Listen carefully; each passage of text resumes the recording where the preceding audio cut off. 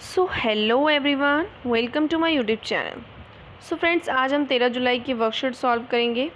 Okay, class 8 की science subject की worksheet number 2 solve करेंगे इंग्लिश मीडियम वालों के लिए। ठीक है, सो वीडियो को स्टार्ट करने से पहले जल्दी से चैनल को कर लीजिए सब्सक्राइब और वीडियो को कर दीजिए लाइक। सो चलिए वीडियो को स्टार्ट करते हैं। सो फ्रेंड्स, इस वीडियो में हम रिप्रोडक्शन के बारे में पढ़ेंगे। So hello children, do you remember the characteristics of living beings which make them different from non-living things?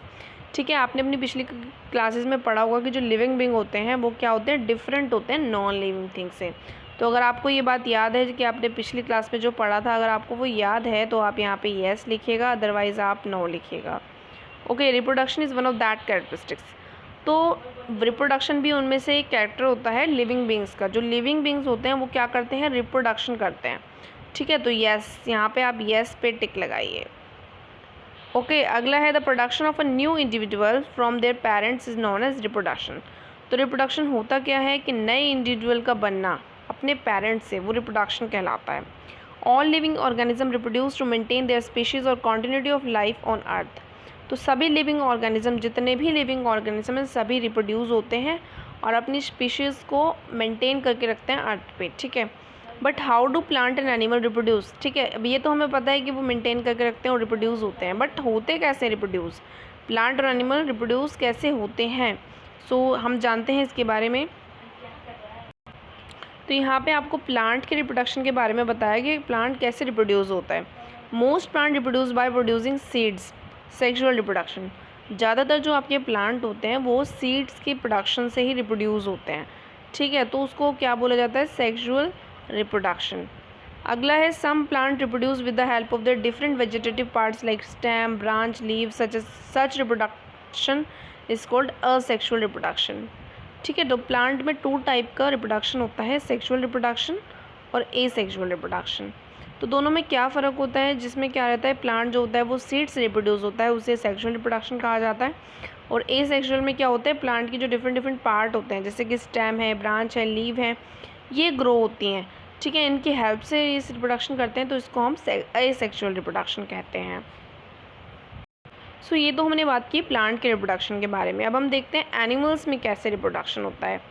तो all animal reproduce either by laying egg, oviparous और giving birth to young one. ठीक है, तो जितने भी living beings होते हैं वो क्या करते हैं, या तो वो एग ले करते हैं, ठीक है, और या फिर वो अपने यंग वंस को बर्थ देते हैं। ठीक है, तो आप क्या कर सकते हो, आपको पता होना चाहिए कि जो एग लेइंग होते हैं उनको हम ओविपेरस कहते हैं। ठीक है, और जो भी यंग वंस को बर्थ देते हैं उनको हम विविपेरस कहते हैं। ठीक है, तो 2 टाइप का प्रोडक्शन होता है ह्यूमंस में भी। ठीक है, आगे हम इसके क्या करते हैं, क्वेश्चन सॉल्व कर लेते हैं। सो बच्चों, यहाँ पे ज़्यादा क्वेश्चन नहीं है, आपको ओनली 3 क्वेश्चन सॉल्व करने हैं। ठीक है, क्वेश्चन नंबर 1 है, 2 है और 3 है। तीनों के आंसर मैं आपको बताऊँगी। तो पहला क्वेश्चन है name some egg laying animals. तो कोई भी आपको ऐसे एनिमल्स लिखने हैं जो एग देते हैं। सो आंसर नंबर 1 में आपको क्या लिखना है, कुछ एग लेइंग एनिमल्स लिखने हैं, जो कि मैंने यहाँ लिखे हैं। स्नेक है, फिश है, पिजन है, पैरट है और लिजर्ड है। सो ये कुछ आपके एग लेइंग एनिमल्स हैं जो आपके अंडे देते हैं। तो आप इस फर्स्ट का आंसर यहाँ से लिख लीजिएगा। आगे देखते हैं second question.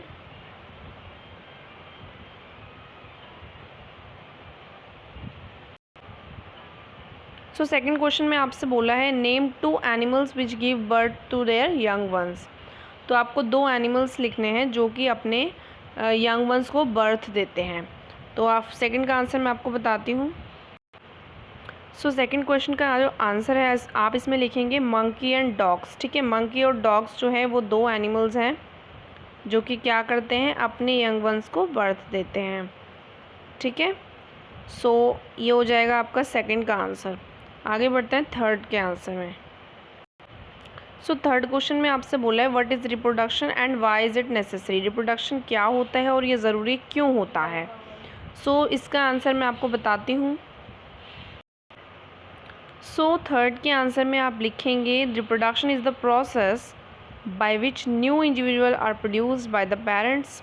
Reproduction is necessary because it enables and ensure the continuity of species generation after generation। क्योंकि रिप्रोडक्शन जो होता है वो प्रोसेस होता है जिससे एक नया इंडिविजुअल बनता है पेरेंट्स की हेल्प से, ठीक है। और ज़रूरी इसलिए होता है क्योंकि जो हमारी स्पीशीज़ है उसको कंटिन्यू करके रखता है जनरेशन आफ्टर जनरेशन। तो ये आपका आंसर नंबर 3 हो गया।